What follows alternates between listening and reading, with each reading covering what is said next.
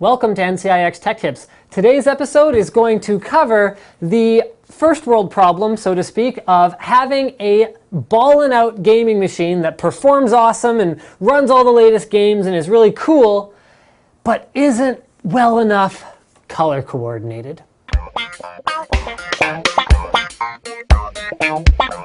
Now, when it comes to picking parts, there's there's a little bit wrong, and there's right, and then there's like really, really wrong. So this is sort of a little bit wrong. We've got a green color schemed board. We've put some, bright freaking red memory modules in it, and we've got a graphics card that's mostly blue color scheme. So it doesn't really look like it works great together, but it's also not the end of the world.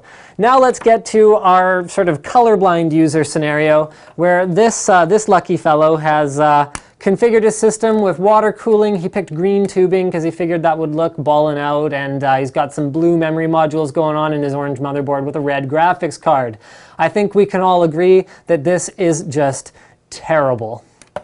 So now let's move along to how to do it correctly. So the system behind me, the reason it looks so slick and so cool is because we went with all color matching components. So we're starting with a Fatality 1000 watt power supply, and you can't really see it very well, but there's red underglow down there. We've got red connectors. We've got sweet looking individually sleeved cables coming out of a largely black PSU. We've also gone with a bunch of other red and black themed parts. So we've gone with a Crosshair 5 formula with a Bulldozer FX 8150 CPU. We've gone with AMD Radeon memory for its black and red theme, as well as its guaranteed compatibility with AMD platforms. And finally, to round not finally yet, we've got two Radeon HD 7970s in Crossfire X. So once again, these look fantastic and perform just as good as they look.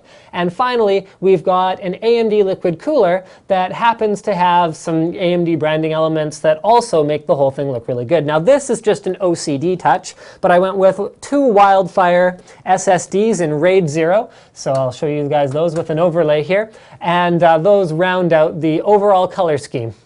Now you've got all your color coordinated components, but now it's probably time for some custom lighting. So there are a couple of different ways to go about that. Number one is cold cathodes. These are the more traditional way. They are cheap, but they do have some disadvantages. So disadvantage number one is they are bulky. They are difficult to position in your case without seeing them. And anytime you're seeing the light itself rather than the light it's putting out, you are probably doing it wrong. They are also difficult to wire up because you have to have a bulky inverter, and for some reason they're all blue. I've only seen a black one like once, and I can't imagine why they make them blue. So they're all blue. They have white wires on them, which you'll have to sleeve if you want them to look anywhere near half decent. And they all come with the power connectors for the inverter. Remember, an inverter takes DC and turns it to AC power with a PCI bracket thing that I don't want to use when my computer's on. I want my lights on. It's that simple. So there's all of those disadvantages, plus the fact that they're notoriously unreliable. The lights themselves die. And I mean, this isn't a knock on any of the manufacturers of them. They're just a less reliable technology. And the inverters also, almost everyone I've ever seen outputs one side brighter than the other one. So it's very difficult to get even lighting. So I know that was a terrible sales pitch, but don't worry, I'm moving into something else. BitPhoenix Alchemy LED strips. These solve pretty much every problem that cathodes have. In addition to being much lower profile, coming with high quality 3M adhesive, being brighter, plugging directly into your 12 volt DC power, and lasting longer, casting more even lighting. They also don't consume as much power and don't output as much heat into your computer. Now, depending how poorly thought out your case is or how well thought out it is, positioning lights for even lighting inside can be a bit of a challenge because things like graphics cards can cast significant shadows onto certain halves of your system, whereas the other half might be completely lit up. So one of the easiest ways, one of the most foolproof ways to position your lights is to do one strip on top and one strip on bottom.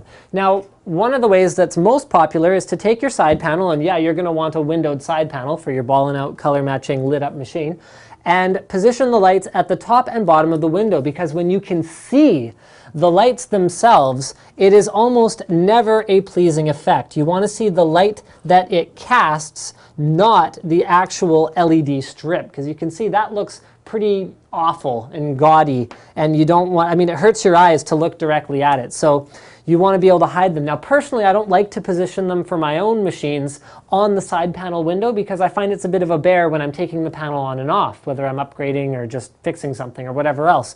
So I like to position them along the top of the case and the bottom of the case on the inside with enough of an angle that I can't see them through the window. So in terms of wiring them up, because they come with these cable harnesses, all we have to do is plug them directly into the power supply. So you can see I've already wired this one up to the top, and then I also have the rest of my power supply down here, or the other Molex connector on my power supply down here, and then all I need to do is run this wire over to the front of the case where I will plug in the other strip. So we'll show you the other side in just a moment. Now, while these Alchemy kits can actually be wired up a number of different ways, they include all of the adapters you need to plug in one and then another, daisy chain them together, if you want to like really overdo it and like cover your entire system with red LEDs, but that's not the way we're going to be doing it. We're going to be positioning them like this. So I'm just going to put this one along the bottom of the case to give us some lighting effects from the bottom. And then this one I'm going to position along the plugged in portion of the light that works better if you actually plug it into a 4-pin peripheral connector. We good? We cool? All right. So this one I will then position along the top, and we're going to show you guys some night glamour shots and all that, but I think you can already see that it looks pretty cool with the lighting effects that we've added.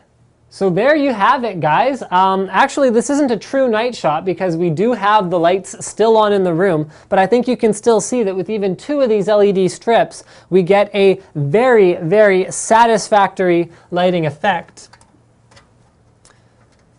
by positioning them correctly and making sure that the other parts of the system do match somewhat so we don't end up with something that looks goofy. So I'm going to go ahead and I'm going to put the windowed side panel on so you can see how it looks with that done. Whoops, sorry about that.